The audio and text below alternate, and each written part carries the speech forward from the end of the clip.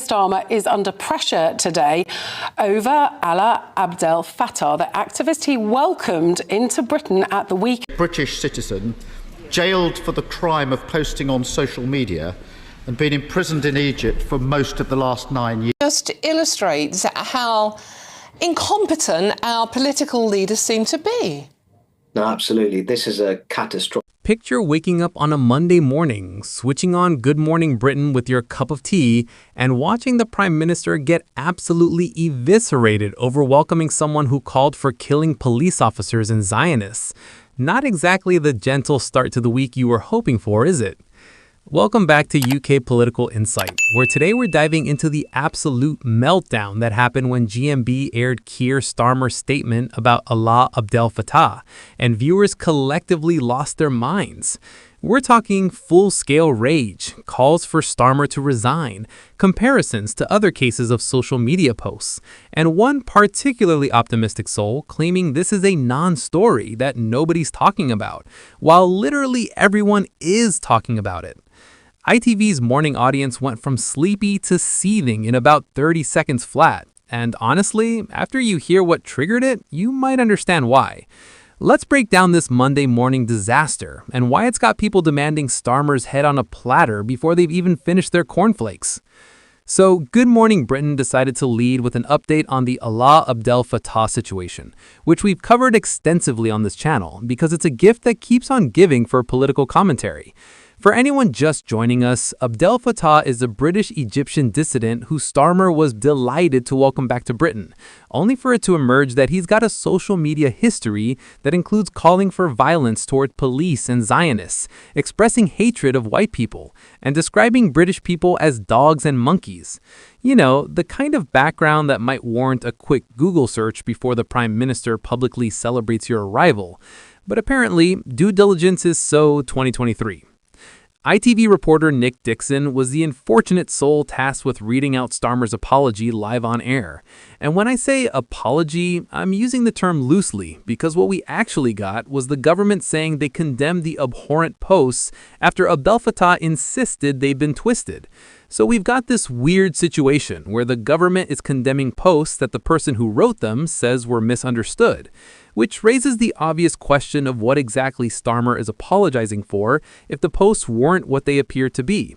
It's the political equivalent of saying, "I'm sorry you were offended," rather than, "I'm sorry I did something wrong."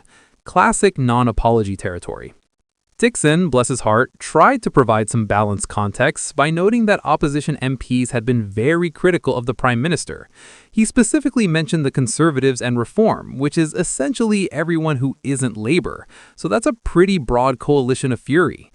Kemi, the Conservative leader, has written extensively, calling on ministers to look at removing Abd El-Fattah from the UK. That's not just mild criticism, that's demanding deportation. And the Jewish Leadership Council has voiced concern about the effusive welcome that this man has received from the UK.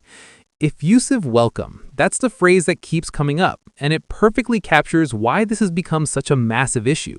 It's not just that Abd El-Fattah was allowed back, it's that Starmer actively celebrated his return. Then Dixon dropped what might be the most understated observation of the year. He said, and I'm paraphrasing slightly, that this mess really perhaps could have been avoided with a little bit of careful research into this individual's social media. Perhaps, maybe, possibly, a little bit of careful research. That's journalist speak for literally anyone with an internet connection could have found this information in about 5 minutes, but somehow the entire British government apparatus failed to do so. It's the polite way of saying this was an entirely preventable catastrophe that happened because nobody bothered to do basic due diligence. Now, here's where it gets properly interesting, because the GMB audience did not take this well. We're not talking about mild disagreement or tutting into their tea. We're talking about viewers rushing to social media to absolutely unleash on Starmer with a fury that would make a Twitter mob look restrained. The show clearly hit a nerve, and that nerve was connected to a deep well of frustration about this government's competence, judgment, and priorities. One viewer said, and this is a direct quote, "Starmer's position is untenable. He has lost what little respect he had. He must be replaced with immediate effect." That's not, "I disagree with this policy" or "the government should reconsider." That's a straight-up call for the Prime Minister to be removed from office. Untenable means cannot be maintained or defended. This viewer is saying Starmer's position as Prime Minister is no longer viable because of this incident. And the phrase, "what little respect he had," is absolutely savage because it implies he didn't have much to begin with and has now lost even that. Replace with immediate effect. Not after the next election, not after a leadership review, immediately. That's the kind of language you use in a crisis, not for a minor political embarrassment. Another viewer went even harder, and honestly, this one's a bit of a roller coaster. They said, "We are meant to just accept some half-assed apology that the government has clearly told him to post." No. Lucy Connolly apologized and took her post down not long after she posted it, and her apology was not accepted by the left, who continued to hound her. Get this British and Jew-hating person out of our country. Let's unpack this, because there's a lot going on. First, they're calling out the apology as being government-mandated rather than genuine, which is probably accurate. Nobody writes an official government apology without it being carefully crafted by advisors and approved through multiple channels. It's not a spontaneous expression of remorse. It's a PR exercise. But then they bring up Lucy Connolly, and this is where it gets really interesting, because they're highlighting what they see as a double standard. Lucy Connolly was prosecuted for social media posts that were deemed offensive. She apologized and deleted her post quickly. But according to this viewer, that apology was not accepted and she continues to be hounded. The implication is clear. If someone on one side of the political spectrum posts something offensive, apologizes, and still faces consequences, why is someone on the other side getting a government-backed welcome despite far more extreme statements? It's the two-tier system argument again. And whether you agree with it or not, you can see why people are making the comparison. A third viewer chimed in with, "It's only Monday morning and our useless Labour government have already made themselves look like right plonkers and brought embarrassment to our shores. What will tomorrow bring? Or will we have to wait that long?" Probably not knowing this lot. The exasperation is palpable. It's only Monday morning, the week has barely started, and the government's already in crisis mode. Right plonkers is distinctly British slang for idiots, and it's got that perfect combination of dismissive and insulting. And the speculation about what tomorrow will bring captures the sense that this government lurches from disaster to disaster with no breathing room in between. People can't even recover from one scandal before the next one hits. A fourth viewer really went for the throat. There are no limits as to how low Keir and his government will stoop. Every time you think they have gone as low as they can, they exceed themselves even more. Abhorrent to the lot of them. This is the kind of comment that reflects complete loss of faith in government. No limits to how low they'll stoop. Every time you think they've hit bottom, they find a new basement. That's not political disagreement, that's contempt. And calling the entire government abhorrent, the lot of them, is a wholesale condemnation of everyone involved. This isn't fixable with a policy adjustment or a cabinet reshuffle. This is fundamental rejection of the government's character and competence. But then, in the midst of all this fury, one brave or delusional soul insisted, "Non-story, no one's talking about it." This is fascinating because it's such obvious denial of reality.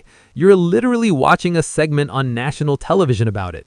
You're reading comments from dozens or hundreds of people talking about it. Opposition parties are writing about it. Jewish organizations are condemning it. And somehow this is a non-story that nobody's talking about. This is either genuine delusion, partisan blindness where you refuse to acknowledge criticism of your side, or a transparent attempt to minimize something that's clearly a major issue. Either way, it's not convincing anyone. The comparison to Lucy Connolly is particularly potent because it highlights inconsistency in how offensive speech is treated. Connolly faced serious legal consequences for her posts. She was prosecuted, convicted, and her life was effectively ruined. She apologized quickly, but that apology was deemed insufficient. Meanwhile, Abd El-Fattah has posts calling for violence against multiple groups, and the Prime Minister initially welcomed him with enthusiasm. The government now condemns the posts as abhorrent, but there's no suggestion of prosecution or deportation or any real consequences. If you're someone who thinks Connolly was treated too harshly, this looks like vindication of your concerns. If you think she deserved prosecution, then Abd El-Fattah deserves it even more, given his posts were more extreme. Either way, the inconsistency is glaring. Dixon's observation that this could have been avoided with careful research into this individual's social media is the understatement of the century, but it points to a fundamental question about how government operates. How does someone's case become a top priority for the British government, receive months of diplomatic effort, result in the Prime Minister personally celebrating their return without anyone doing basic background research? We're not talking about obscure information hidden in classified files. We're talking about public social media posts that were known to the European Parliament years before they withdrew a Peace Prize nomination. The information was there, it was accessible, it was relevant, and somehow the entire governmental apparatus failed to incorporate it into their decision-making. That's not just unfortunate, that's systemic failure. The Jewish Leadership Council's concern about the effusive welcome is diplomatically worded but devastating in its implications.